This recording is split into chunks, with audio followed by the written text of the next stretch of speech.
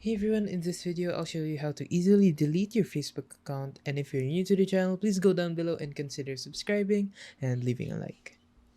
Okay, so first things first, if you're just on your home page in Facebook, just click on the top right here, the three horizontal line icon, and then scroll down to settings and privacy and click on settings.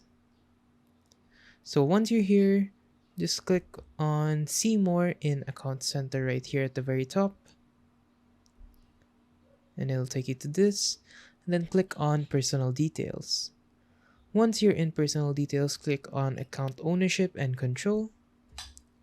Then here you can already see the activation or deletion, and just click that, and then click your Facebook account here, and then click on delete account.